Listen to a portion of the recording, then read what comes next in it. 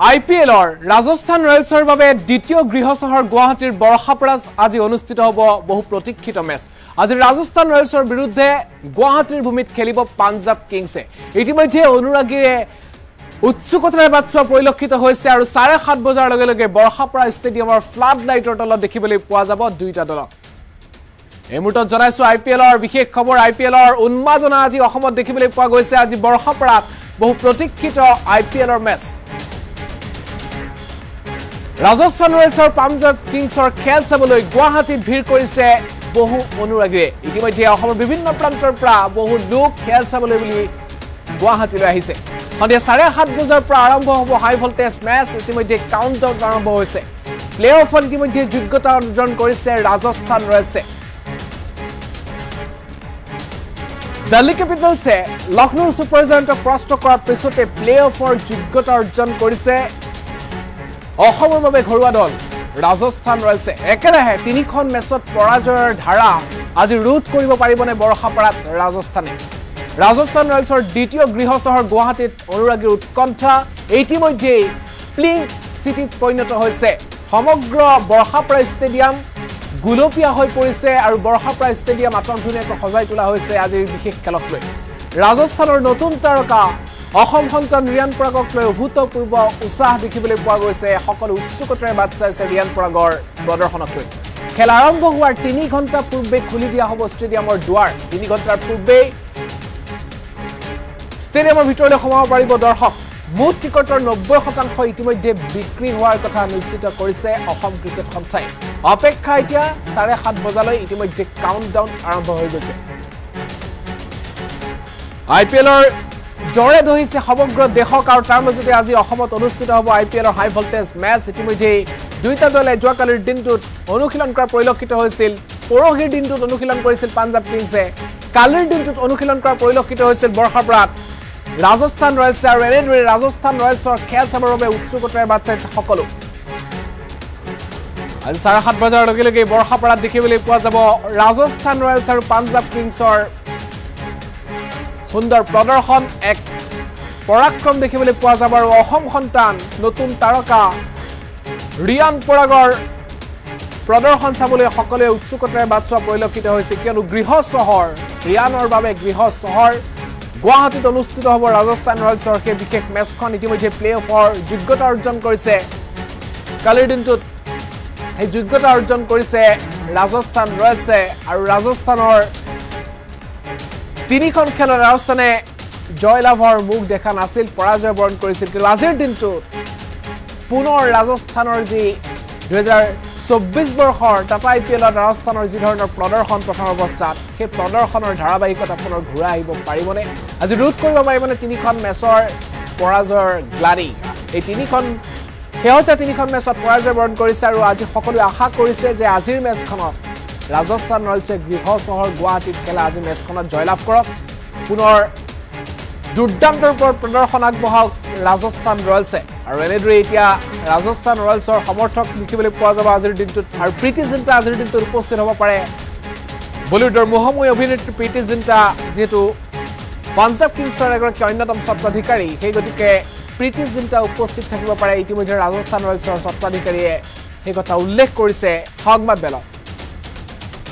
আৰু উৎসুকতা দেখিবলৈ পোৱা গৈছে। 7:30 বজাৰ লগে লগে খেল আৰম্ভ হ'ব। 3:30 বজাত ষ্টেডিয়ামৰ গেটসমূহ খুলি দিয়া হ'ব, প্ৰৱেশদ্বাৰ খুলি দিয়া হ'ব সাধাৰণ জনতাৰ বাবে, সাধাৰণ ৰাইজৰ বাবে।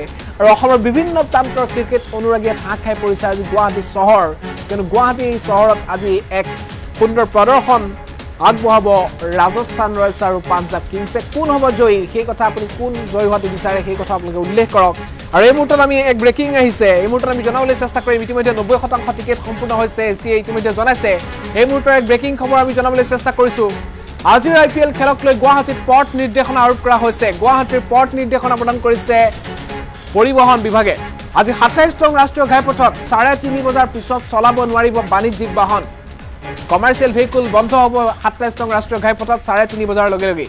19 তাৰিখেও 9 বজাৰ পিছত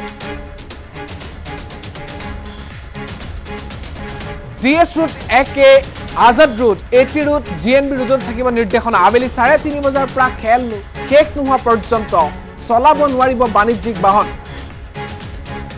আৰ্যনগৰৰ পৰা লখৰা চাৰিআলিলৈ যোৱা পথটো কৰা হ'ব ওৱান ৱে গুৱাহাটীৰ জনতাৰ বাবে এই মুহূৰ্তত আমি বিশেষ পথ নিৰ্দেশনা আগবঢ়াইছোঁ IPL খেলক লৈ বৰষাৰ পৰা ৰুট সম্পূৰ্ণৰূপে নো ভেহিকল জোন কৰা হ'ব অৰ্থাৎ কোনো ধৰণৰ বাহনে তালৈ যাব নোৱাৰিব আজিৰ IPL খেলক লৈ গুৱাহাটীত বিশেষ পথ নিৰ্দেশনা দিয়া হৈছে 15 তাৰিখৰ মেচ লগতে 19 তাৰিখৰ মেচৰ বাবে বিশেষ পথ নিৰ্দেশনা দিছে পৰিবহণ বিভাগে আজি 27 নং ৰাষ্ট্ৰীয় ঘাইপথত 3:30 বজাৰ পিছত খেল শেষ নোহোৱা পৰ্যন্ত বাণিজ্যিক বাহনৰ চলাচল বন্ধ হ'ব ঠিক তেনেদৰে 19 তাৰিখৰ KKR বনাম RR সেই খেলতো 3:30 বজাৰ পিছত বাহন চলাব নোৱাৰিব বাণিজ্যিক বাহন 27 নং ৰাষ্ট্ৰীয় ঘাইপথত ঠিক তেনেদৰে GS root AK Azad root AT root GNB ৰুটত থাকিব এই নিৰ্দেশনা আবেলি 3:30 বজাৰ পৰা খেল শেষ নোহোৱা পৰ্যন্ত চলাব নোৱাৰিব বাণিজ্যিক বাহন প্ৰতিগৰাকী মহানগৰিকৰ প্ৰতি এই মুহূৰ্তত আমি বিশেষ পথ নিৰ্দেশনা আগবঢ়াইছোঁ আৰ্যনগৰৰ পৰা লখৰা চাৰিআলিলৈ যোৱা পথটো ওৱান ৱে কৰা হ'ব আৰু বৰষাপাৰাৰ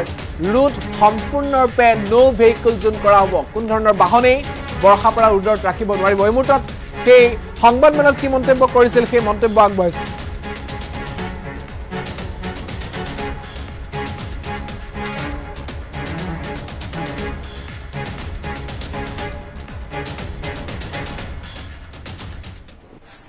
আৰ 19 তাৰিখে যেটো IPLৰ গেম হ'ব বৰছাপাৰাত সেই গেমটো আৰম্ভ হ'ব 7:30 PM অনৱাৰ্ডছ সো ৰাইজৰ সুৰক্ষা আৰু যাতে কোনো ধৰণৰ যান-জঁটৰ অৱস্থা নহয় সেইটো কাৰণে গুৱাহাটী ট্ৰেফিক পুলিচে কিছুমান ৰেষ্ট্ৰিকশন কৰিছে আমি সেইখিনি আপোনালোকৰ থ্ৰু দি মই অসমবাসী আৰু গুৱাহাটীবাসীক জনাবলৈ পাই খুশি হৈছো প্ৰথমতে হৈছে যেটো আপোনাৰ নেশনাল NH27 যেটো আমাৰ গুৱাহাটী সিটি আন্ডাৰত পৰে সেই গুটেটো ৰাস্তা আমি 15 তাৰিখ আৰু 19 তাৰিখৰ পৰা দুপৰীয়া 3:30 বজাৰ পৰা কোনো ধৰণৰ কমাৰ্চিয়েল ভেহিকল গুডছ মুভমেন্ট আমি বন্ধ কৰাম ইয়াৰ লগত সংগত ৰাখি আৰু কেইটামান ৰোড আছে যেটো আছে GS road BK Kakati road AK Azad road AK Dev road Kulo Basumatary road FA road Dhopolia road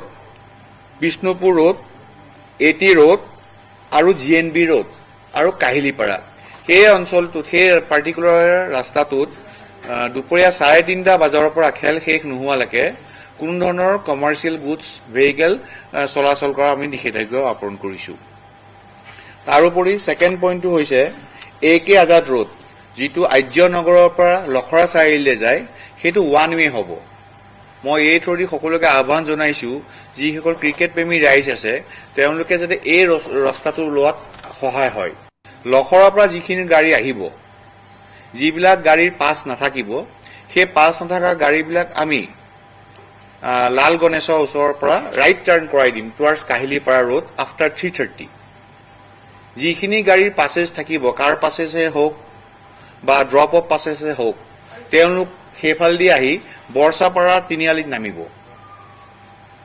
বৰছাপাৰা ৰাস্তাটো সম্পূৰ্ণভাৱে নো পাৰ্কিং জোন হ'ব নো ভেহিকল উইল বি পাই in this particular area except those vehicle have a car passage সেই ৰাস্তাটো আমি ধীৰেনপাৰা আৰু বৰছাপাৰাৰ মাজৰ অঞ্চলটোত কোনো ধৰণৰ গাড়ী আমি ইয়াত চলাচল কৰিব নিদিম যিখিনি 1A বা 1B পাছেজ থাকিব তেওঁলোকে এই ৰাস্তাটোৰ ভিতৰত সোমাব পাৰিব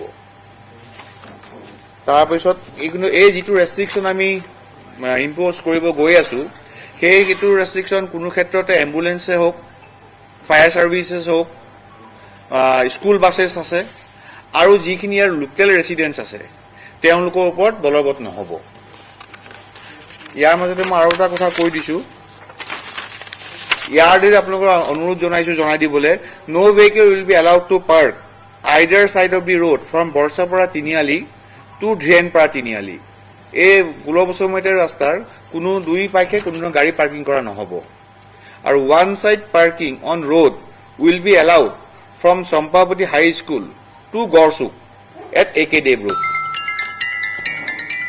from Dakshingaon Tiniali towards NEF college যেটো AK আজাদ ৰোডত পৰিব আৰু এটো মই কৈ দিছো মানুহৰ সুবিধাৰ কাৰণে যিখিনি গেট 1A গেট 6খন যেটো আমি জানে 7খন গেট আছে 7খন গেট না so outer gate 7 enter 1B যিখিনি হ'ব সেইখিনি AK আজাদ ৰোড দি আহিলে সুবিধা হ'ব তেওঁলোকৰ গেট নম্বৰ 2 যিখন আছে সেইখন বৰচাপাৰ ৰাস্তা দি আহিলে সুবিধা হ'ব গেট নম্বৰ 3 তো RG বৰৰ ৰাস্তা দি আহিলে সুবিধা হ'ব গেট নম্বৰ 4 ৰ কাৰণে ৰোলিং মিল যিটো আছে AK আজাদ ৰোড সেইফাল দি আহিলে ৰাইজৰ সুবিধা হ'ব গেট নম্বৰ 5 এটো আপোনাৰ কুলো বসুমতি ৰোডত আছে ডক্টৰ ভূপেন হাজৰিকাৰ পথ যিটো গেট নম্বৰ 6 একে ভূপেন হাজৰিকাৰ পথ আৰু গেট নম্বৰ 7 এই বৰচাপাৰ ৰাস্তাটো আহিলে মানুহৰ সুবিধা হ'ব ৰাইজৰ সুবিধাৰ কাৰণে আমি অলৰেডি এৰাউণ্ড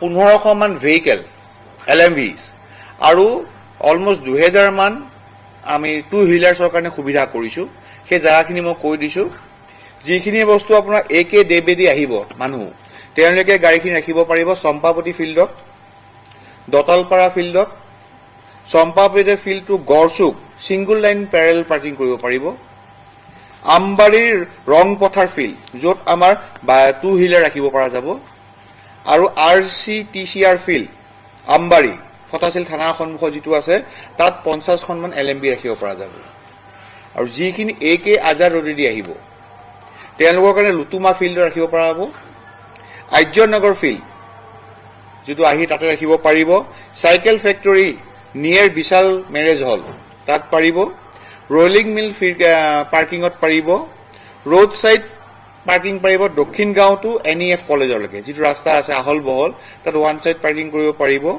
আৰু নিউ পদ্মশ্ৰী ক্লাব SR চৌধুৰীখন কাহিলিপাৰা সেই ৰাস্তাটো 40 খন মান আমাৰ LMB ৰ সুবিধা আছে টোটাল আমাৰ 1400 মান LMB ভেহিকলৰ পাৰ্কিংৰ আমি সুবিধা কৰি দিছো আৰু এইখিনি পাৰ্কিং যি আছে হেতু যিখিনি ড্ৰপ অফ গাড়ী আহিব তেওঁলোকে ৰাখিব পাৰিব বা যাৰ কোনো পাসেস নাই তেওঁলোকে আহি এইখিনি জায়গাত পাৰ্ক কৰি তেওঁলোকে খেলটো উপভোগ কৰিব আহিব পাৰিব বৰ্তমানে ইমানখিনি আছে প্ল্যান আৰু মই আপোনালোকৰ থৰি অসমবাসী আৰু গুৱাহাটীৰ অনুৰোধ জনাইছো এই ক্ষেত্ৰত যদি আপোনালোকে এছিয়াৰ লগতে অসম পুলিচক ট্ৰাফিক পুলিচক সহায় কৰি এই খেলখন যে সাকসেস কৰে থ্যাংক ইউ